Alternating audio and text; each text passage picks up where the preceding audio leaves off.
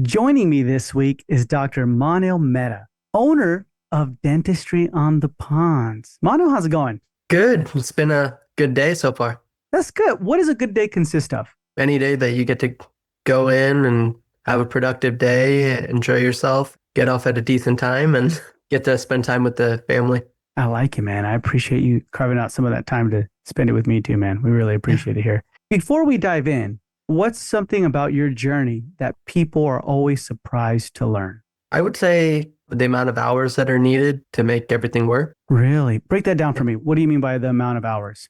I would say that I put in a lot of time into the office to make things flow and operate how they do. I mean, my day typically starts at like 4:30 in the morning. I try to make it a point to make it to the gym every morning.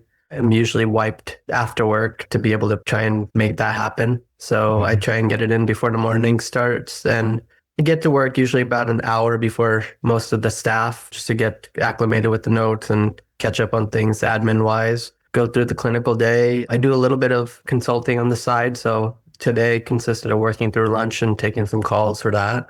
And then get through the clinical day, finish up, go home. Sometimes you're finishing up notes and other things that might have come up on the business side, a little bit into the after clinical hours. And then here we are today. Interesting. Okay. Rewind a little bit. You said early gym after Mhm. you're too wiped to go after. So I'm assuming there was a trial and error there, right? Where you tried to go sometimes in the I afternoon. try I try to make it work. I mean, sometimes the weather really influences. Like I live in Minnesota, so in the winter it's really harder. You really want to stay under that blanket. But I try to make it a point to do it and get it over with in the morning so that if after work I'm tired or my back is hurting or it's been a rough day, then I can't make the excuse and not go.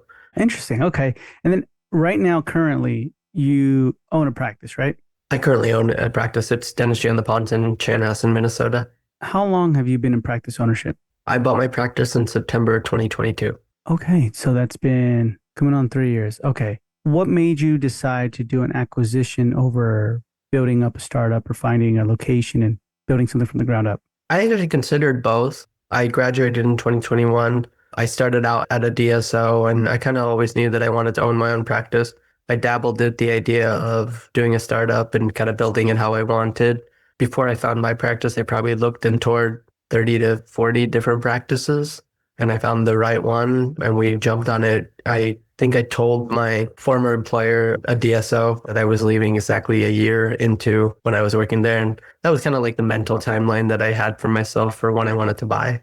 I mainly went to a smaller DSO outside of my target area in the metro area where I was looking because I didn't want to deal with the non-compete. I really wanted to go to a location within the DSO where I was the only provider because I didn't really want to be the new grad with a lot of my procedures being cannibalized by the older docs. I really just want to be thrown into it and be the only provider in the office that could manage the cases. And yes, they had clinical mentorship to come in and help you when you wanted, but I've always kind of learned best by do or die.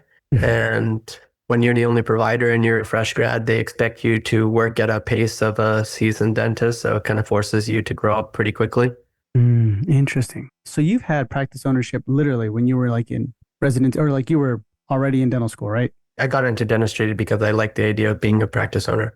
Okay, interesting. And you said you dabbled with the idea of a startup. Why did you, I guess, decide to start looking for acquisitions then? What was like the decision Yeah. factors for that? So if you run the math, if you buy like a semi well-functioning practice, the point at which your startup equates the cash flow of an existing running practice is probably about year, 2 years, maybe three, depending on how things go.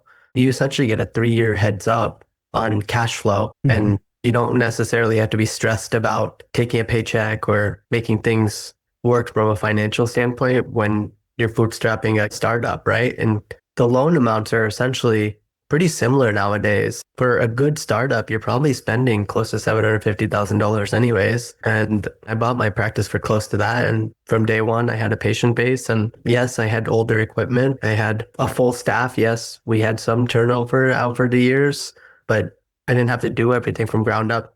Yes, I had to rebuild some of the systems, but you're going to have to do that with the startup anyways. Yeah, that's true. You will, and the hiring process and all that stuff, which we'll dive into that a little bit. And then you also mentioned you looked between 30 to 40 practices. Oh yeah, I looked at a lot. Talk to me about that, like the learning process behind that. As you were looking through the practices, were you starting to say, like, I actually don't want that now? I thought I did, but I don't. In the beginning, I had this bad habit of kind of romanticizing anything and kind of be like, oh, I can make that work. Yeah, And I feel like a lot of people, when they first start looking at practices, end up having that. But you quickly learn what's doable, what's not, and what your negatives are, and when something's overvalued. Ideally, you want to take over for a practice that has a good reputation or has the ability where you can make a difference day one and really improve the bottom line just being who you are. So if you're taking over for someone who's far and away a much better clinician than you or more advanced than you, then you're going to be at a disadvantage. If you're taking over for a practice that has a pretty negative reputation already, that's an uphill battle. If you're taking over for a practice that has trouble with existing staff, there's a lot of practice out there, especially with this older generation of dentists that have very minimal staff at all. So when the previous doc stops being there, the goodwill leaves with them. So if there's no staff carrying over, you shouldn't be paying a premium for goodwill then. interesting. Was there a trend that you saw throughout these practices where you're like, I thought I could negotiate that, but it looks like I'm going to have to bite the bullet on this? Older equipment was a big one. Like there's some practice that are duct taped together. That doesn't really affect the asking price. So you got to make sure that what you're buying doesn't need immediate capital input to bring up to stuff. The one I ended up buying, I did do a little bit of a remodel. I did upgrade all the technology and all that, but the bones were really good. And I didn't have to go out and buy like new chairs right away or things like that. Gotcha. So break down for me what that means. The bones. What specifically were the bones that you were looking at? He had a good reputation. That was the biggest thing. The facility was in good repair. There was nothing that was like direly broken. He had kept up with all the tech side. He wasn't scanning or anything like that. But as far as computer systems, practice management software, patient communications, all of that was there. There was a full staff. I did have to hire a couple people right away because we grew quite a bit. But it's not like I was looking for a brand new assistant right away. I wasn't looking for a new office manager right away.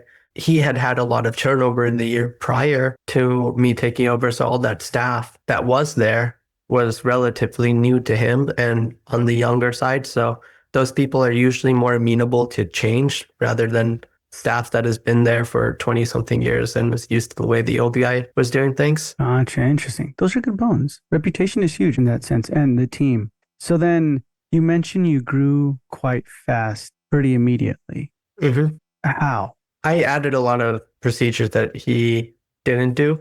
And I also was able to treatment plan bigger cases. There was a lot of need in my existing patient base. He didn't do much marketing, and we did invest in marketing. So we quickly capitalized on a lot of growth in our area as far as new families. And based on the marketing and word getting out that we were pretty tech forward for the area, and we got a lot of referrals from existing patients once they finally met me, we really took that and ran. Nice, man. So then what were some of the things that were fluff that you cut out? There was a lot of fluff overhead for random contracts that he had signed that, I mean, it didn't really materially affect his bottom line. He didn't have a practice loan to pay anymore because he had paid it off. But when you have a practice loan from the recent purchase, a bunch of equipment loans from things that you've upgraded, you really look to trim the fat on things that aren't necessarily providing any ROI. So what was that specifically? The things that were not providing ROI? Some like the biggest glaring examples was he had a server-based practice management system and he had a separate communications platform. I was able to go to a cloud-based system that was all in one, and we saved probably over the course of a year about 10, 15K that way. There was random contracts for like a cleaning company that didn't really do much. We were able to bring cleaning in-house and have the staff do it during downtime. That saved, I think, close to 10K a year. There was this random security company that he had that was like a 4 or 5K a year contract. We just canceled that and I signed up for a much more reasonable cloud-based security platform and ended up being only $500 a year. He was ordering from one of the legacy suppliers and we were able to join a group purchasing organization like a buying club, and we brought our supply costs down probably 30%. He had an established relationship with one of the local labs around here, but he was paying quite a bit for it. I had establish relationships. There's other labs that I was familiar with that were much more reasonably priced and still provided really good clinical work. And we brought lab costs down probably 30% as well. All those things add up. Yeah, big time. The security one, 500 a year. Wow. Yeah. If you don't mind me asking, what's the name of that one? I had one called Cove for a while, Cove. And then we recently switched to a company called Abode. Gotcha. Interesting. Yeah. I remember working in a practice too, and there's a lot of this extra fluff, or I guess extra things. So then how do you stomach it where you're like, I don't want to change too much, but I got to change this stuff because the overhead's high. And I don't know if that's really going to make a difference or is it going to make it worse, better? I've never been the guy to do a slow change. I told the team right away, like, hey, look, I'm your new doctor. We got along, everyone gelled pretty well right away. And I told them, look, I'm not going to change anything clinically too much, but we have some changes we need to make. And I can either do this on a slow roll over in the course of the year and have some frustrations, or we can rip the Band-Aid off and do this quickly and get it over with and get the pains out of the way.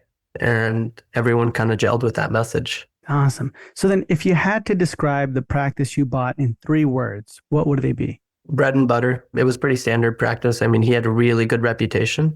He was really good about passing goodwill on to me by really endorsing me to the patient base. But we've really become a more advanced practice since then. Nice. Even though that happened, the goodwill part, were there still some patients who were like, nope, and you lost Actually, them? there's metrics out there that people put out for acquisitions. Like there's always at least 15% attrition. Yeah. So I really wanted to track our attrition. And we really went about finding a way to track that really good. In total, over the course of the first year, from existing patient base, we had maybe 4% attrition. Wow. That's pretty good then. Wasn't like too much. I And mean, there's some obviously, people you probably obviously can't please. You're just not the old owner. There's people who have been coming to the practice from a distance away just because they have some personal connection to the owner or family friends. You're not going to win them over. yeah, that's true. So then when you bought in, how did you look at the competition or like fees, services, or reputation? What was the single lever you pulled to stand out fast? Marketing, we really invested in our brand. There was a lot of existing, more mature practices around me. Obviously, this was a more mature practice based on where it was with the previous owner. But a lot of the other guys in my own city had been around for a while. So we really leaned into our youth and our tech forward approach. And that resonated with a lot of patients that came in as new patients. When you buy out someone who's been at the same location for 20, 30 years, the patient base really grows with them. My patient base's average age was probably upper 40s, lower 50s. And then we also have a few retirement homes near us. So we had a lot of those patients. And that's a great patient base to have. But the lifeline of a practice is new patient flow, and you need new families for that. So we really dove deep on our youth and tech forward approach. And that really attracted a lot of new families moving into the area, which attracting families, you get 3 or 4 people in one go. You only have to spend to attract the mother, and the whole family comes with them. Yeah, that's true. So then I noticed that on your website too, tech forward. When it came to your marketing plan and budget, what did it look like specifically? We started with SEO as I was getting the rebrand underway in terms of doing a like cosmetic refresh in the practice, getting all the new tech set up, getting the practice management software set up. So we wanted to go ahead and start rebuilding the website and build with SEO. And then we started adding paid marketing. So paid marketing like Google ads, Facebook ads, or Both. gotcha. What was the marketing budget for that? I kept it pretty modest. My area's not at the time wasn't too competitive. I feel like since then, other practices have started contributing more towards paid marketing. I feel like it's become more of a competitive market in that place, but we had a pretty modest budget as far as paid marketing. I think our ad spend in total was like 1,500 to 2,000. Gotcha. Okay. So you started SEO, you did the ads. Did you go with the marketing agency for this? We did. Yeah. I've been through a couple agencies. I'm with one that I really enjoy right now. We just recently switched with them. I'm on my third one and we're about to enter our third year. Yeah. So then with the 3 that you've gone through with, what were some things that you want to like help other practice owners with? Hey, make sure you do this or make sure you ask that or look at this. I really wanted to ask about our website prior was a pretty generic website. It hadn't been updated in a number of years. What are you going to do to help us stand out? Part of it was branding. We had a very old, dated aesthetic. And I wanted to improve that both cosmetically at the office and then reflect that online without investing too much and doing too much construction and changes.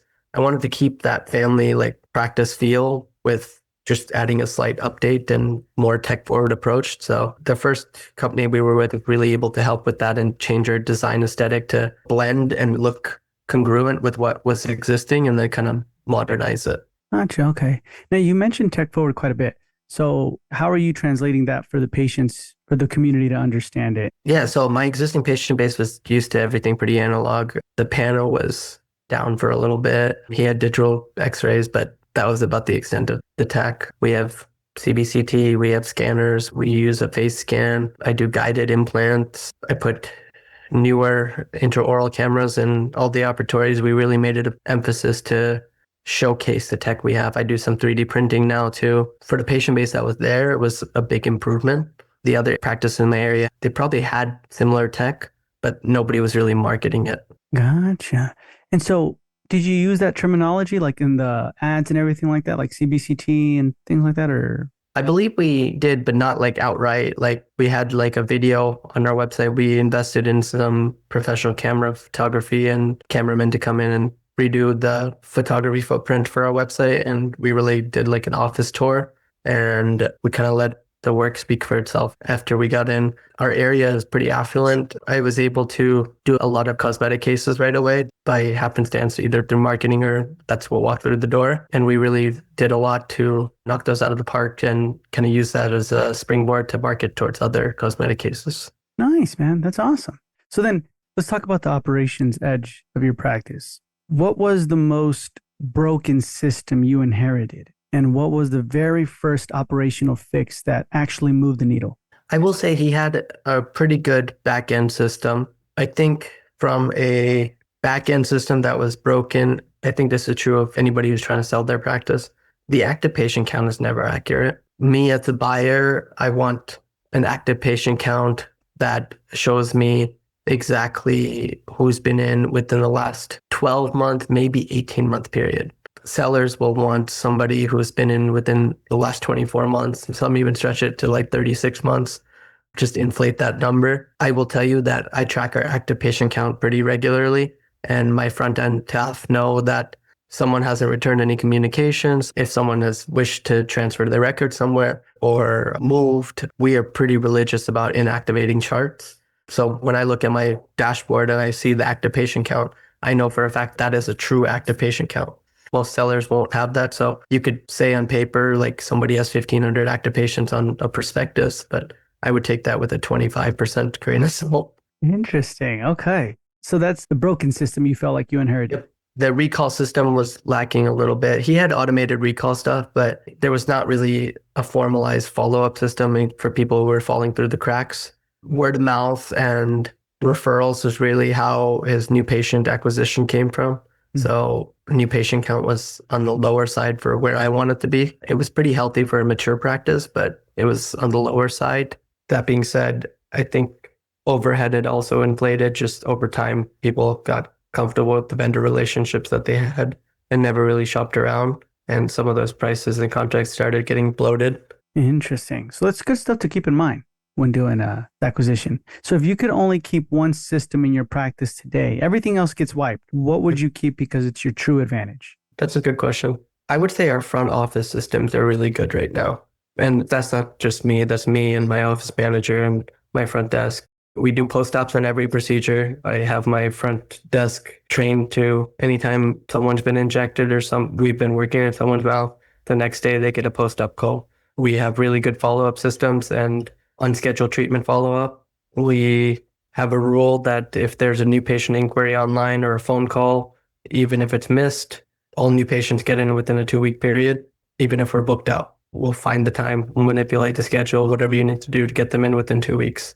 We really work hard as a team up front to verify all insurances and have everything ready for the clinical team to have success. There's little notes on the appointment blocks for things that might have been discussed at the prior appointment that might lead to conversation starters for people who might have expressed interest in aligner therapy or watches that have been added the last time.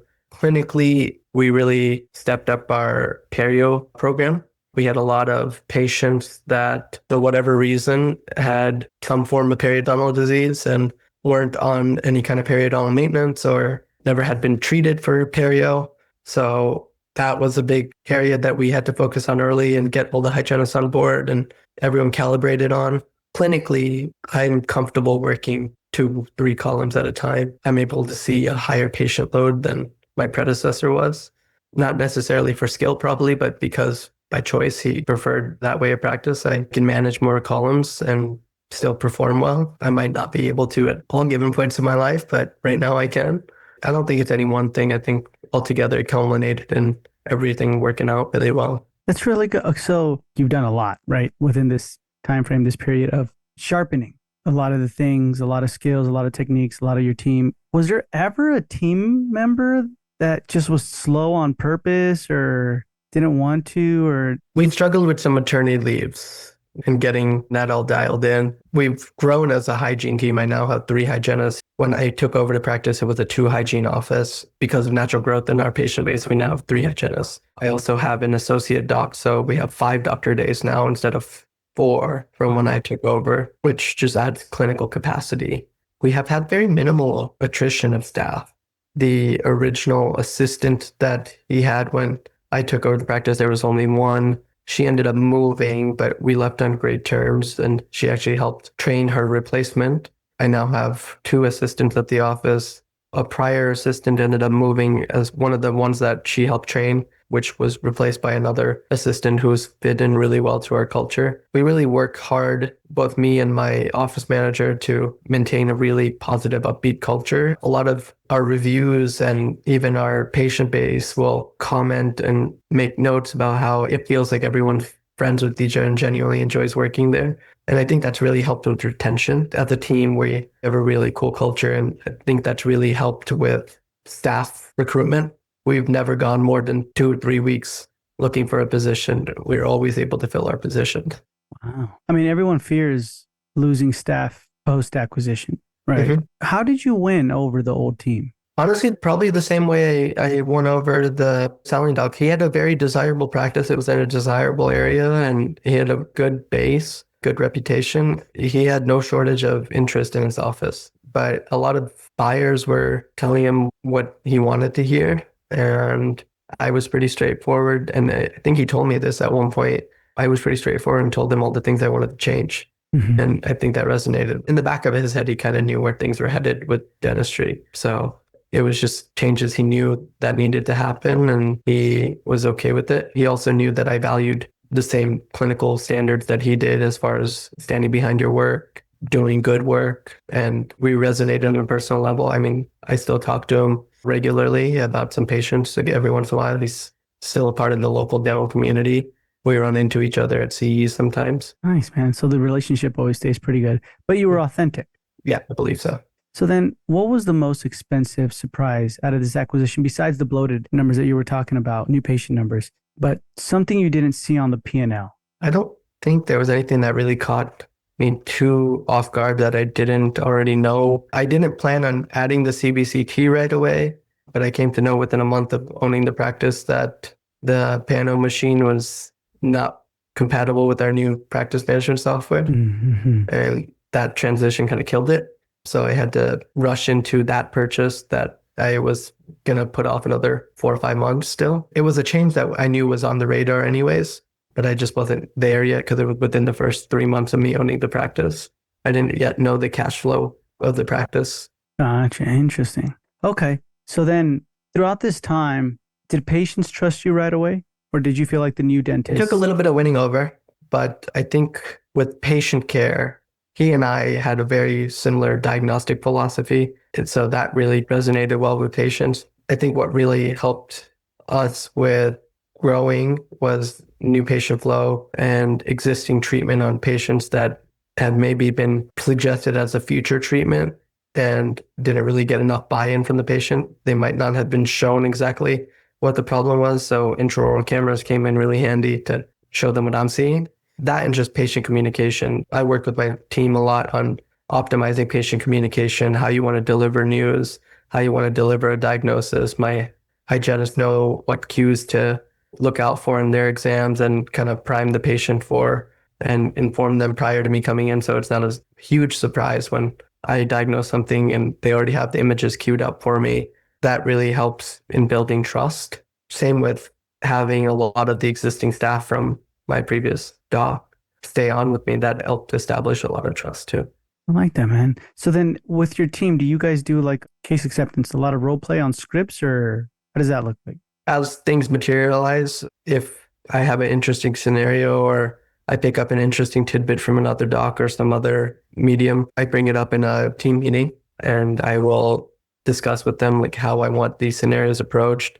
And every quarter we'll shut down the office for half a day and do a big formalized meeting where we update and calibrate everyone on diagnoses, what we would do in particular situations, different updates and the offerings that we have in the office. Yeah. How do you know how to do that? Like in the sense of, hey, we're going to shut down every quarter kind of a thing. Is it just something you decided to do like on your own, or is it part of an EOS system or? I wanted to really formalize our processes. A lot of offices don't really sit down and meet or just get too busy with patient care. Those kind of things are put off. So me and my office manager, we sit down and we pick a day enough far enough in the future that patients aren't really going to have to be rescheduled or anything. They just shut down the schedule for that day and I buy lunch for that day. It's usually we start at the lunch hour and then go to the end of the actual day that would be scheduled. And I have presentations and we kind of go through and work through a bunch of things. Over the course of that quarter, we try to make mental notes of things we want to discuss during these meetings. And usually the week or two prior, I'll be writing all that down and sharpening how I want to deliver that message. So when it came to your hygienist and having her cues, yeah, how does that look like? So hygienists and my hygienist will be the first to tell you they can't legally make a dental diagnosis, but we all know that they've seen things enough and they pick up on what you as an individual doctor like to look for in terms of how you go about your exam flow. So if they know if something presents this way, this is how I would diagnose it, or this is how I would cue up the intraoral image so that I don't have to waste time in the exam coming in and starting that conversation from scratch. They know that they can at least tell the patient, I'm going to take an image of this or I'm going to take an extra x-ray of this. And I think doctors are going to want to have a conversation about this. I think there's something going on here. They don't have to make an outright diagnosis. But then when I come in, I'm not this new guy that comes in and says, oh, you have this, this, and this wrong. There's other people voicing that as well. Interesting. Primes the patient's mindset. Everything is documented by clinical evidence and pictures, and we show them so it's on the screen prior to me even coming in, so they have time to process it. I like that, to absorb it. So then what was the most painful mistakes in the first 12 months, either financial or emotional, that you would warn another owner about? In the beginning, I had so many people in my immediate circle that were practice owners that harped on their staffing challenges that I was afraid to have tough conversations with some of the staff. And if something needed to change or like I needed to pick up the slack for someone else's inability to do something, I would kind of accommodate it on my own and make it work somehow. And that put a lot of stress on me. And I've learned over time that it's better to have the conversation and correct someone and course correct early on rather than you trying to take that on your own and telling yourself like, I'll work around it, I'll make do. Same with patients. In the beginning, I was really adamant about making a good impression on patients, really pleasing patients and going the extra mile. There was a lot of times I would come in on weekend, and probably in the first 2 years, I never turned away like a weekend emergency. I would always be available. I'd stay late. I'd come in early. I'd make it work for the patient. I'd make it right for the patient. And I would be afraid to say no to patients. And I was really afraid of a bad review or whatever. To date, we haven't had any bad reviews. And I'm very proud of the excellent reviews that we have. But it would lead to situations where there were certain patients that definitely abused that. And now that I've been here a number of years and I'm not necessarily the new person in town, I think I have thicker skin and I'm not as scared of making someone angry or having a tough conversation or living in fear of a bad review. Yeah. Kind of like setting your boundary, right? Kind of a thing. Interesting. Okay. So if you can go back, what would you do before signing the acquisition paperwork that you didn't? Honestly, I wouldn't change anything. I think everything worked out really well. Nice. I like that. So that means like looking back, acquisition is the right move for you. It was, yeah. I don't necessarily know if I would ever pursue another practice. I kind of like where we're at with our practice and the pace we're growing. I can definitely see us growing into a group practice. But if I was to pursue other practices, I would definitely look at acquisitions. Okay. So then the number that you're looking at, what trend in your practice makes you confident you're on the right path, even more than production or collections? We're capped on space. I think our rate limiting factor right now is space. Obviously, I have a lease that keeps me in this space for a while, but I think we hit our cap on space last year. And this year, we've really focused on doing more complex cases that kind of really makes our input of time worth more because I can't physically expand the space anymore. I did buy a 4 operatory practice. I ended up giving up my private office to turn it into an extra 5th operatory. So now I share an office with my office manager, and the rationale there is I'm more productive when I'm in the chair than sitting in my office. We are super tight on space, which is a good problem to have, keeps the overhead lower, but at some point in the future, we'll have to do an expansion or either move locations. And I would love to have more operatories and ability to have a second or third doctor. Yeah. Monil, do you think there's something with that? Like you're capped on space, you have new patients coming in. How many new patients are you getting a month? I think we're sitting at about 30, 35. Okay, so Yeah. 30, 35. Yeah. So you have more of a confidence to speak to your team. If a patient's like, I'm never coming back, you're not going to like lose sleep over that, right? Probably still fret it, but it probably wouldn't affect me the same as it did a year ago. Yeah. There might be something in that, huh? At this point, we're at about 30, 35 new patients a month. I know what levers to pull to increase that at this point and where I need to spend to increase that number. We're at that number because that's all we can accommodate at this time. I like that. So then for the practice owner right now, looking to do an acquisition, possibly wanting to know the personal side, what did it cost you personally? Meaning like stress or family balance that you didn't Yeah. expect? I got married within a year buying the practice. I had moved to Minnesota to be with my now wife, and we got married. We moved into a new house. We got a puppy.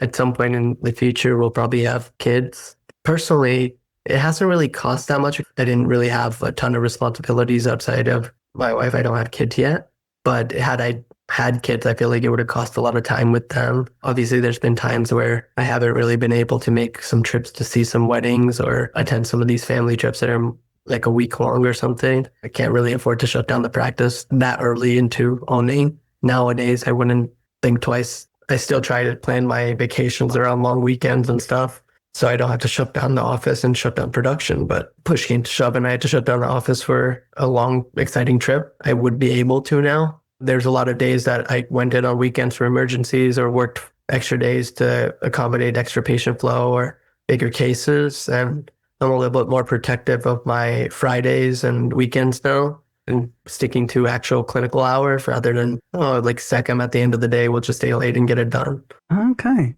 So stress wise, I know at the beginning of the episode, you were kind of talking to me a little bit about like how before you would stress a lot. How has that changed so far? Like, what have you been telling yourself? What can you tell others as well? I think there's a level of inherent stress you have to accept with practice ownership. It does become easier with time, but it will always be more stressful than being an associate. There's just overhead you have to worry about as you become closer with your team and become more tuned in with what's going on in their lives. They'll tell you something about what's going on in their life, like how does this affect your availability? How does this affect your performance at work? Different expenses that are coming up, things that you know are needing replacement or maintenance or larger ticket items that need to be purchased, making sure everything's paid in time, taxes are paid in time. That's another full-time job compared to just clinical dentistry. Do you think people who are, I mean, you see it on the forums or Facebook groups and things like that a lot, right? Who fantasize about doing practice ownership. Do you think they keep that in mind or? I think people are aware that the factor. I don't know if people know to what extent. It's definitely easier now that we have things dialed in a little bit and I'm a little bit more established in the area. So I don't necessarily have to have the same level of stress, but there's new challenges like you're focused on growth. It kind of depends on what you're happy with. Some docs reach X level of their practice and they're happy staying at that level and being there as long as they have a happy, healthy team and a good patient base and make a good living. I'm constantly looking to grow our practice. So that drive to constantly grow your practice is a stressor because at some point you do reach a plateau and you had to figure out how to break through past that.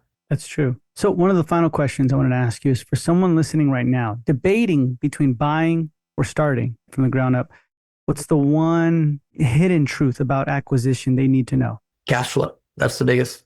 Yes, you will have to redo some existing systems. Yes, you will probably have some turnover. Yes, you will have to update things and inherit older equipment that might need replacing sooner or later, or have some maintenance issues or some neglected maintenance. Yes, everything might be a little dated. That has its own challenges, but you can afford to do all of that with the existing cash flow. You're at least not losing money right away. Whereas a startup, if you're not able to generate a lot of new patients right away or service the debt or have some other side income kind of stabilizing you on the personal side, it's really like leverage debt. It's a very painful path. Yes, everything will be newer. Every system is custom built to you. Every system you design from the ground up. And there's a lot more joy that you can take in being like, I designed every facet of this. And I think that's a really cool thing to be able to say, but it stretches you pretty thin financially. I mean, nowadays you can buy a practice that's doing about $1 million for 750, 800. A good startup is going to cost you about 750 anyways. Why would you take on all that stress just to have everything nice and shiny rather than buying cash flow?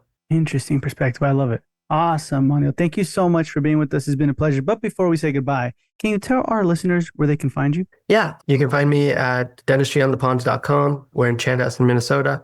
I'm on Facebook. I'm on Instagram. You can find me. I'm pretty available. Awesome. So that's going to be in the show notes below. And Monil, thank you so much for being with us. It's been a pleasure, and we'll hear from you soon. Good chatting with you.